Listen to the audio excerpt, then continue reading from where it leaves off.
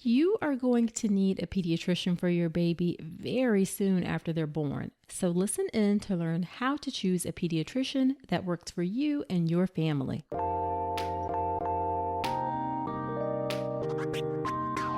Welcome to the All About Pregnancy and Birth podcast. I'm Dr. Nicole Calloway Rankins, a board-certified OBGYN physician and certified integrative health coach. Every week, I break down topics, share birth stories, or interview experts to help you have your very best pregnancy and birth. Quick note, the information is for educational purposes only and is not a substitute for medical advice. See the full disclaimer at ncrcoaching.com/disclaimer. Hey there, welcome to another episode of the podcast. I am so glad that you are here with me. This is a really fun episode for me today. I'm talking to my friend, Dr. Phil Boucher. Phil is a pediatrician, a father, and husband from Lincoln, Nebraska. Phil and I got to know each other because we both have online courses. Phil's course is called Mighty Sleepers, and it's an evidence-based program to help your baby sleep through the night. It's a great program. I'll link to it in the show notes.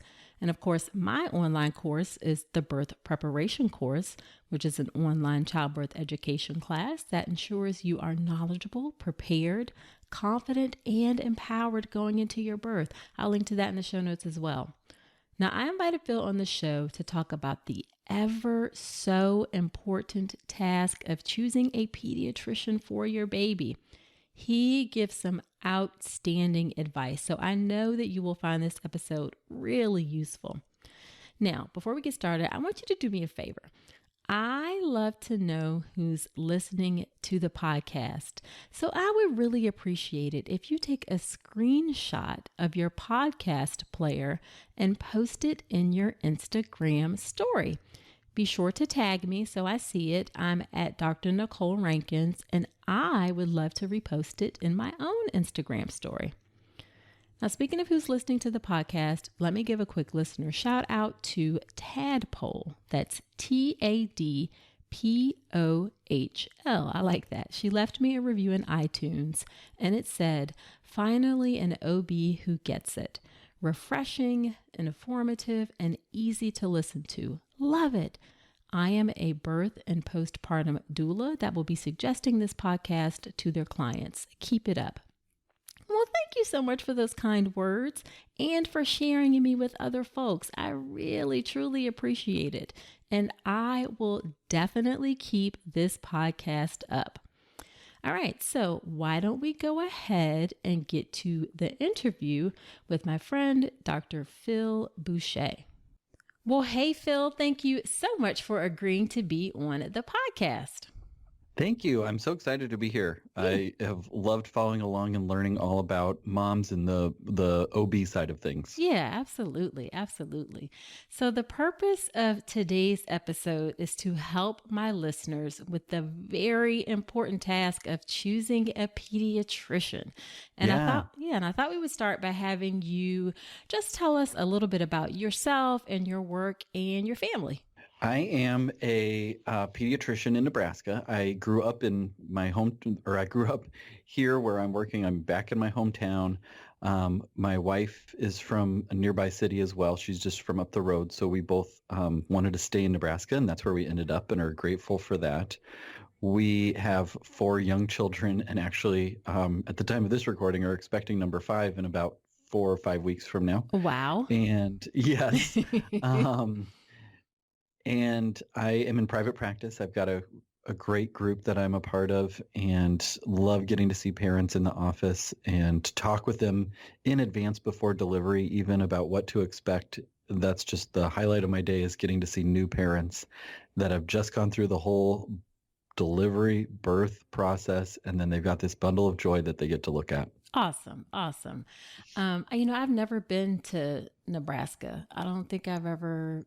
I'm like, have I ever been to the Midwest other than like Chicago? I don't think I've ever been to Nebraska. Is it very cold there right now? I'm presuming. It is freezing cold. I have a space heater in my office that I had to turn off so that I could record this without the background noise. Oh, wow. But it is cold, and Nebraska's new slogan this year that they just came out with and everyone's been talking about is Nebraska, it's not for everyone.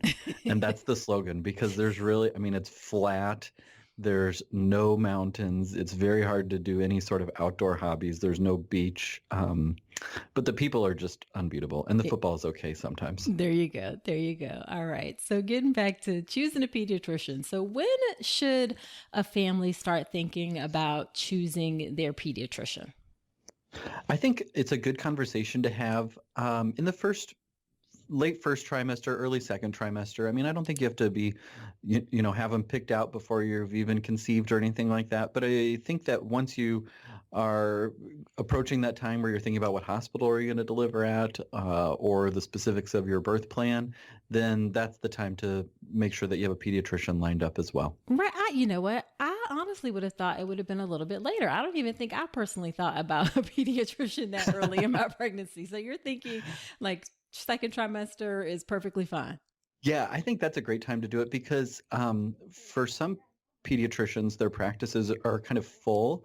And so if you wait until you're about due, then you might find that they're not actually accepting patients right now. And then you're kind of like trying to find somebody or weasel your way in or something like that. So if you're proactive and ahead of the curve a little bit, I think that you can't go wrong with being on the ball for that. That makes a lot of sense. A lot of sense. So you're in your late first trimester, late first trimester, second trimester. So just walk us through what a woman should do around that time, or a family, I should say, about how they should go about choosing a pediatrician. Walk us through those steps. Most of the way that people come to us, I think, is through asking friends and through Facebook recommendations. Who's a good pediatrician? So I would first have people ask the friends that they trust who they see, and then kind of use that as a starting point to say, okay, they recommended Dr. So-and-so and Dr. So, other doctors' names. And from here, you can start to look at their specifics. Are they near your home? Are their hours convenient? And, are they available when you would like them to be? Can you tell, what their personality is like, or if they have any special areas of interest? Those are the things that once you have a short list, then you can kind of whittle it down from there to what fits you personally. Okay, so I can definitely speak from personal experience of having two children. You do not want a pediatrician that's like on the other side of town if you can help it. Right. So when you Yes. have a sick kid, you want to be able to get in quickly and make sure that person has availability. So for sure, where they're located and their hours are crucial. I agree. Availability is really important, and location availability is important too. We have families, we kind of live, our practice is on one side of town, and we have families that come, 30, 40, even 60 minutes to our practice. And I always kind of I feel both honored that they drove all that way just to see little old me, but also it's difficult for them because there's such a commute and such a time to get to your doctor's office. So I'm if you sure. have the ability to see somebody that's close by, I think that's helpful for sure. And then, not just location availability, but hours availability too. And finding somebody that works with your schedule. Some pediatricians have weekend hours, some have evening hours to accommodate schedules. And both of those, finding what works for your family and what works best will be the most benefit, because then you can see them when you need them. What we always find, or what we really get frustrated with, is when patients feel like they have to go to the urgent care or the ER, where they don't know your child. They don't know children as comfortable as we are with them. So they do extra tests, they order extra medications and things Right. like that, where if we can get them in our office, then we know that we can provide really high quality value to them. But if your doctor isn't available when you need them to be, then it's hard to make those things work together. Yeah, weekend hours and late evening hours can be very handy. Not necessarily for like routine appointments, but for sick appointments for sure. Yes, Yeah. definitely. That's what we use our weekends are just for sick visits. And we were just having a discussion recently about how popular those are and how people get a little bit upset when they can't get in on the weekend, because Right. that's when kids get sick, is in the Yeah, middle of the night and on the weekend. They for never get sure. sick on your Tuesday that you have off, when it's the perfect time to take them to the doctor. Of course, of course. Finding something to wear during pregnancy shouldn't feel frustrating. And with Armoire, it's actually fun. Armoire is a clothing rental membership that gives you access to high quality, beautiful pieces that fit your changing body and your style. You take a quick 5-minute style quiz, pick what you love, and fresh styles show up at your door in as little as 2 days. I recently tried Armoire, and y'all, I loved the dress they sent. It was flowy, flattering, and it had pockets. I felt so good wearing it. You know that feeling when something just fits right? That's what Armoire delivers. And for you, Armoire is the answer to feeling cute and confident in maternity clothes without spending a fortune. No more clutter, no more wasting money on clothes that won't fit in a month. Just stylish, feel-good options on your terms. Right now, my listeners can give Armoire a try and get up to 50% off their first month. That's up to $125 off. Just visit armoire.style/Dr. Nicole. That's armoire.style, ARMOIRE.style/Dr. Nicole to get up to 50% off your first month and never worry about what to wear again. Try Armoire today. So you've talked to some friends, you've gotten some recommendations, maybe you've narrowed it down to like 3 choices. What are your thoughts on prenatal consults with the pediatrician? I think that prenatal consults are a great opportunity to get to meet your potential pediatrician and make sure that your personalities mesh. Make sure that if you have any specific concerns that you're able to address those with your doctor. If there's something special in your pregnancy that you want them to know about so that when baby arrives, they're cued into that. That's the perfect time to share that sort of information. Right. And also just to get the sense of their approach. We have pediatricians that are more comfortable with allowing things to play their course, and then we have pediatricians that are more comfortable with getting labs and imaging and ordering additional testing. So finding out what the right person is for you, and I definitely am not the right fit for every parent and every family, but I get the opportunity to talk with them and see, are we a good fit? Yeah. So if you, in terms of figuring out that good fit, are there any questions that you recommend that can help parents give a really good idea whether or not that person is a good fit for them? If you had to pick 3 questions, do you have 3 questions you could recommend? I think the first question that I would pick would be asking your potential pediatrician what their overall philosophy is in regards to pediatric care. I see plenty of different physicians practice in different ways, and so there's a lot of variation within normal acceptable standards of care in terms of testing that's done, in terms of letting things run their course. I think that parents and families relate differently, and some parents really want full court press. If my child is sick, I want every test done. I need that reassurance.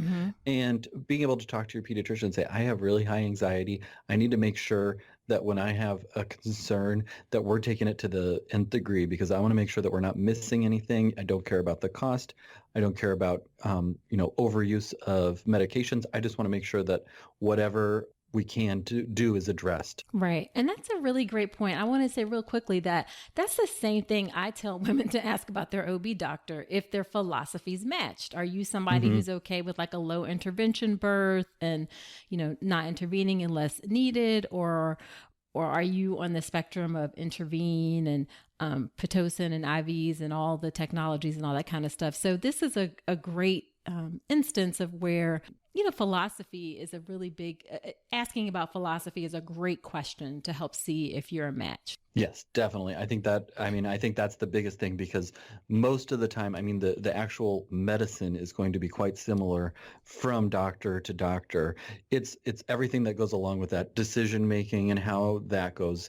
And then, intervention or allowing things to run their course. Those are the areas where things can differ a little bit, where both are right, and some parents prefer one and some parents prefer the other. Yeah. So besides philosophy, what other questions do you think?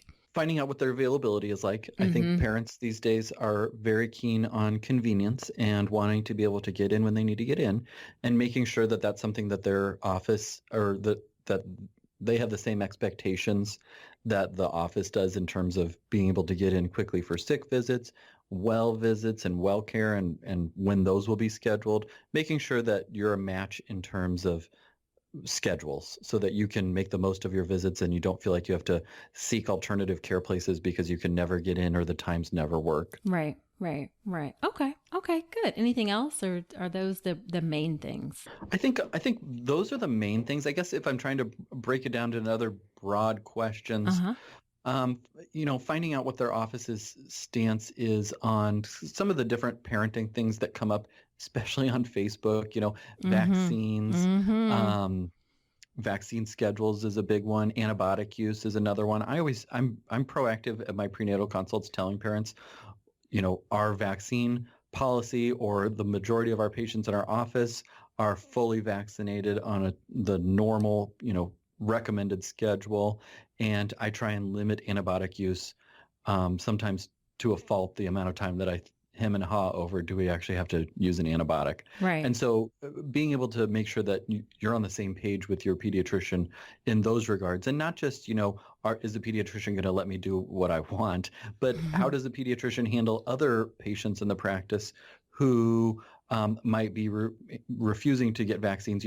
Is that going to impact my child because they're in the same waiting room with a patient that could have some unusual illness that is vaccine preventable? Right, I think right. that's something that I hear from parents quite often is not, can I do whatever I want with my vaccines? Will he let me do that? But can you reassure me that everyone else in the office is on the same page with the importance of vaccination? I hear that a lot more than people that want to do things different. That is interesting. I would not have predicted that, to be honest with you. That's a very interesting point and an important consideration for sure. I will have to say, like my husband and I, we 100% support vaccines, but we kind Mm-hmm. of fell into that category of altering the schedule a little bit. Mm, Neither one of our girls got the Hep B vaccine in the hospital just because we felt like, they can get it later and they're so tiny. And our neonatologist, because our first one was a preemie, and the second one, the pediatrician was like, oh yeah, that's fine. We often do it at the, I guess, 1 month visit and sure. other, and then we just didn't like how at some visits you may get like kids may get like 4 vaccines. That just felt like a lot to us. So we tended to spread them out a little bit. But it's interesting that you say that that's not what you seem to get the most of. Yeah, it's refreshing for me actually because I was kind of anticipating the other side where a lot of parents were seeing what they could get away with and not get kicked out of the practice basically. But that hasn't been the case at all. Most people in this part of the country, they just want to make sure that everybody's on the same page and there's no surprises in the waiting room or at Target or, that they're going to run into some vaccine preventable disease that could have been avoided. Gotcha. Okay. So now if you've done the prenatal consult, you've decided like this is a great fit for me, will that pediatrician automatically see the baby in the hospital after the baby's born? Because once mom, just to say guys, once mom and baby are separated, baby has a whole nother doctor. Yeah, it varies. So in our practice, we do go to the hospital and see our own babies.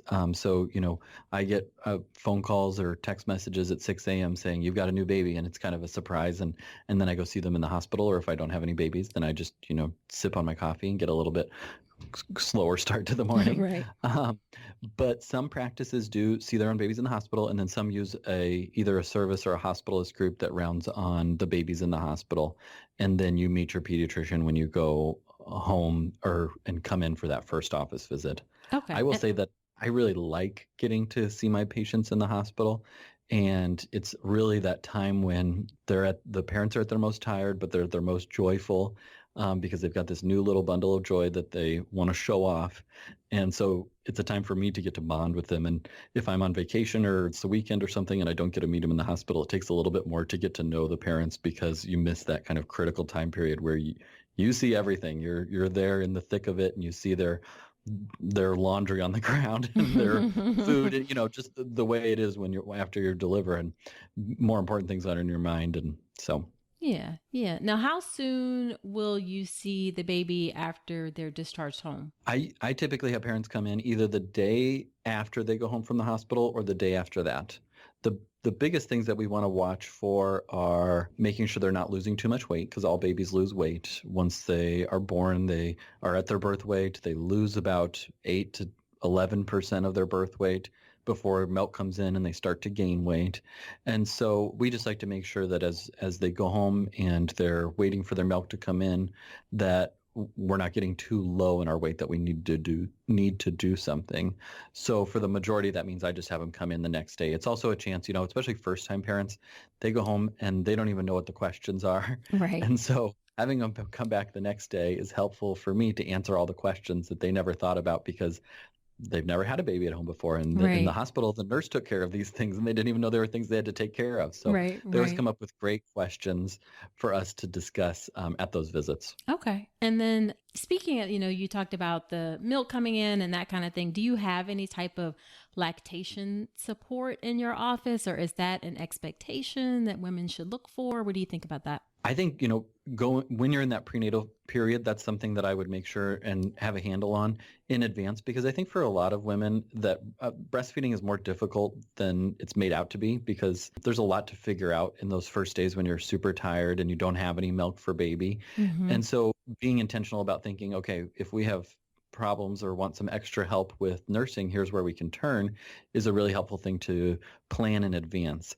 Now, we do have a physician actually in our office who just does breastfeeding medicine. So she gets to see babies and moms, and it's a lot of first-time moms or repeat moms that want some extra help with getting nursing off to the best start. And it's such a value to our patients because they're able to get both visits done in one, because they don't need to come see me as the pediatrician and then see her as the pediatrician and work on breastfeeding. They can just see her, and then I'll see them once she has given them her blessing that, yes, nursing is going well, keep going. Okay. Good. Some offices don't have that. And so there are lactation people in our town that can provide those services too. For, you go see your pediatrician, you get checked out by them, and then you see lactation as needed as well. So those are services that are available. And I've even seen some like telehealth sort of lactation services, which I think that could be a way to do it if you had a good scale and the ability to help mom with latch especially. But I'm not sure where that will go. But in general, I think it's good to have that available if you need it. And I tell moms too, when you're in the hospital, really just bother the lactation consultants that are in the hospital, because they are there for you. Ask all the questions, even if things are going well. Ask, what do I do if he can't do this? Or what do I do if this isn't working? Or what's another hold that I can try? I tell parents to really annoy the lactation people with all of the questions that you can think of, so that when you go home and one thing or one hold or one technique doesn't work, you've got something else up your sleeve to try next when you're on your own. Right. Exactly. Okay. All right. Now I'm going to take a little bit of a detour. A couple of questions just popped up in my mind about things that happen like right after birth, that I'm just curious if you offer, if other pediatricians offer. What about circumcision? Do you do circumcisions, or do you know other pediatricians that do circumcisions? Yeah. So in our community, the pediatricians do circumcisions. Where I did my training, the OBs did circumcisions. So we didn't really have much exposure to it when I was in my training, but here in Lincoln, all the pediatricians are the ones that do circumcisions. And I do circumcision in the hospital, and sometimes we have to do them in the office too.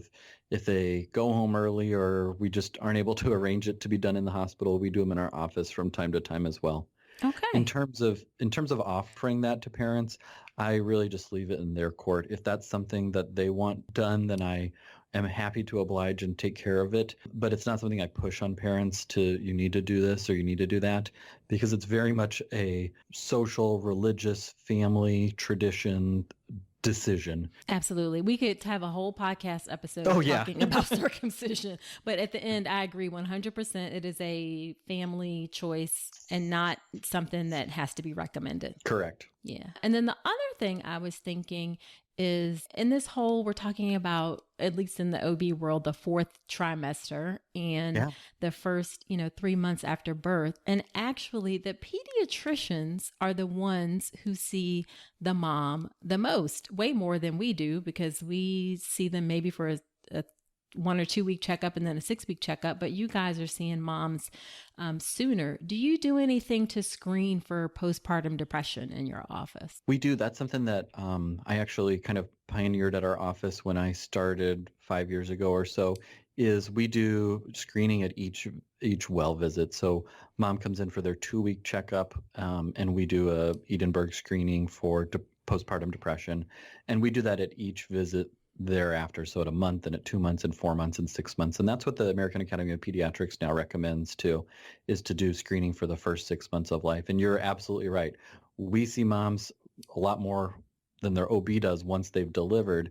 And so we're at that kind of critical point to intervene or at least ask the question, because it's a lot of times no one has asked them, Right. how are you doing? Exactly. And I always make a point, especially at that 2 week and at that 1 month check, making sure that it's not just how's it going, how's baby, it's how are you doing, and are you getting the support that you need?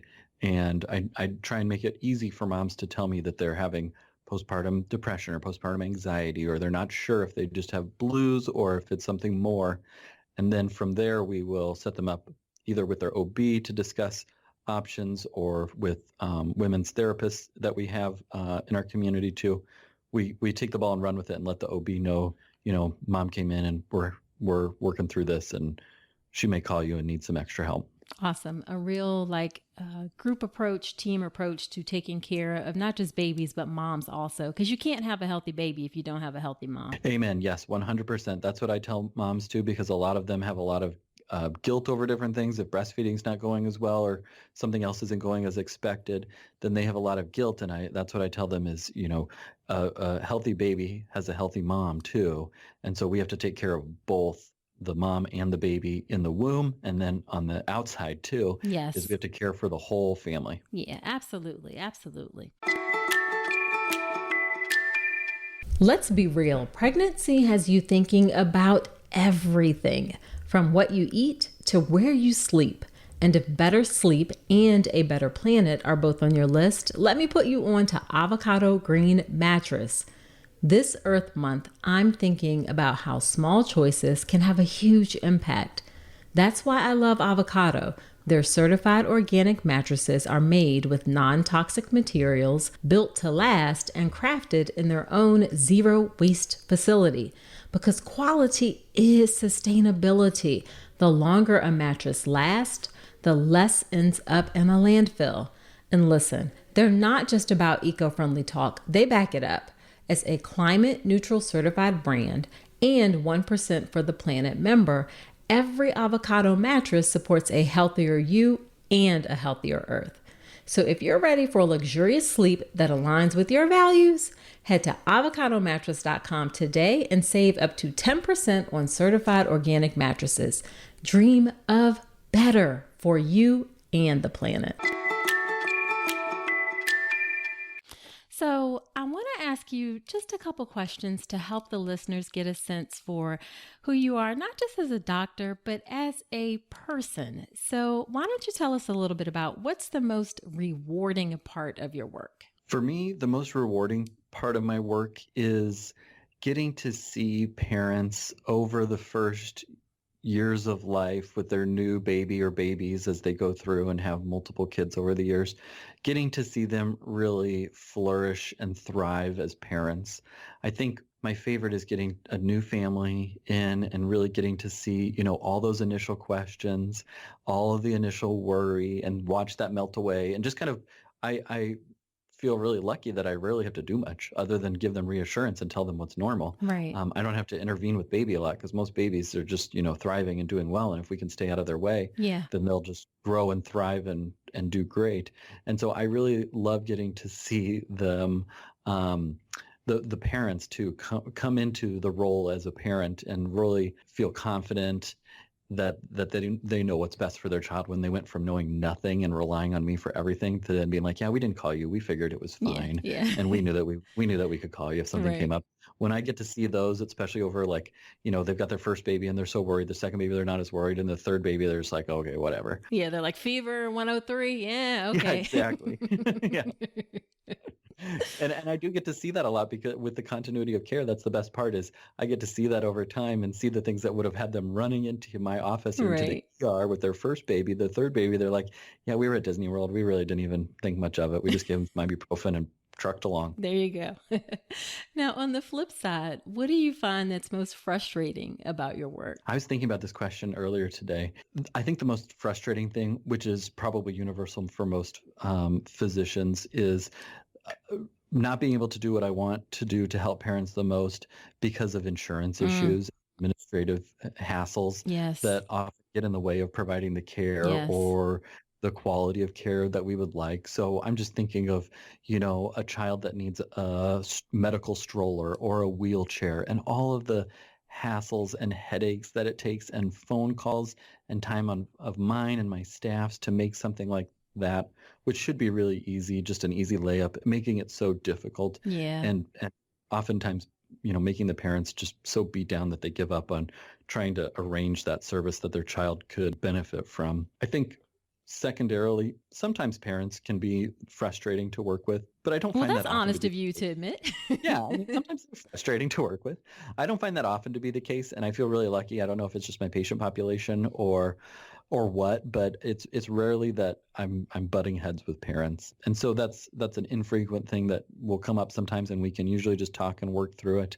But overall, it doesn't interfere much. And the kids are never a problem. I mean, it's the things that bring kids into the office aren't their fault. They didn't do anything wrong. They didn't have a bad lifestyle or something like Right. that resulted in where they're at. They're just trying to enjoy life and to grow and develop and thrive. So I never get frustrated with my actual patients. It's usually the things that surround them and mostly things that nobody locally has any control Yeah. over. So, what would you say you are especially passionate about when it comes to caring for children? On the medical side of things, I really like chronic care, helping families with children that have special needs or Mm. special medical issues. I really like that part of my practice. Things like asthma or ADHD and things like that. I enjoy getting to see those parents and patients and helping them along that course. On the parenting side, I just really enjoy getting to provide that reassurance, which is why I'm glad that I'm a pediatrician, because all I do for most of the day is provide reassurance. Right. And so just being able to take those fear, anxiety, worry that I see when I come into the room and help to bring that down, tell them what to do, tell them what to do, if things change and what sort of signs to look for with their child that would say we need to reevaluate. That really is what I get the most enjoyment out of, is just helping to provide calm, provide reassurance. And I'm guessing your personal experience as a parent of 4, almost 5, and influences that quite a bit. Yes, it's so much easier for me because I can just be like, oh yeah, our kids all had the flu last week. It was terrible too. Right. Or yes, my son was just like that when he was this age. He did the exact same thing. And now 2 years later, he's a little bit better. So it will get better. And here's what we did with our kids, for all these discipline issues or parenting concerns that come up. So that has definitely colored my practice, and it makes it much easier for me to relate to parents. Having 4 kids, we've gotten to see a wide gamut Right. of the normal things that come up. Yeah, for sure. What's the age range of your kids? Our oldest is 8, and our youngest, other than our soon-to-be newborn, is 3. So 8 to 3. Okay. Wow. You got a nice I guess a close group there. Yeah, you can see a nice spread. But I was like trying to get it out, but it just wouldn't come out. It's like, wait a minute, 1, 2, 3, 4, 5 kids, 8 and under. Wow. So let's end with, what is the one piece of advice that you would give to soon to be parents? The one piece of advice for soon-to-be parents would be to try and take things with a grain of salt and realize that if you're already, preparing in advance for your baby's arrival and trying to think about how to provide the best experience with birth, with the first months after life, and all of those things, if you're already thinking about all those things, you are already way ahead and you will sail through parenthood. And just find the experts, the people that you can rely upon to help guide you and to help figure it out, because parenting has been going on for millions and millions of years. So there isn't anything that is going to be so unique that you can't find the support that you need to figure out whatever issue is coming up. And I would also say, when you're worried about your child, find the people that help reassure you and then ask them, when should I be worried? Because I tell parents all the time, this is what I would worry about. The rest of the stuff, I don't think you need to worry about. And finding somebody that can help, you adjust the worry or the level of worry will make a huge impact on your ability to be a confident parent. Awesome. Awesome. I think that's great advice. So where can people find you? Because they can hop over from me right on over to you after they're done. Yeah. So my newest venture is my podcast, which is called Parenting Matters. And so you can find that on wherever you get your podcasts. I have a website, drphilboucher.com. I'm on Instagram at drphilboucher. And I am on Facebook and have a Facebook group called Present and Productive Parents. Those are the main places to find me, I guess. Pretty much anywhere online at Dr. Phil Boucher, you can find me.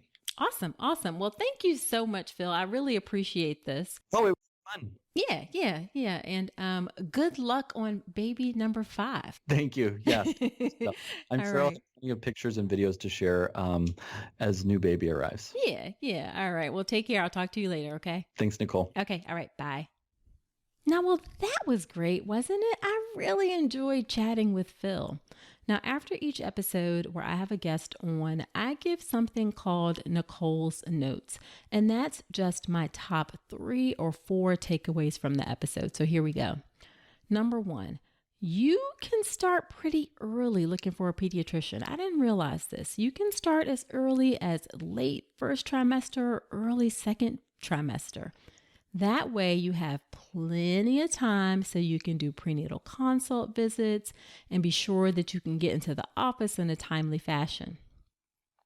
Number 2, it's important to assess your pediatrician's overall philosophy towards caring for children. This is the same thing that I say when you're looking for an OB doctor.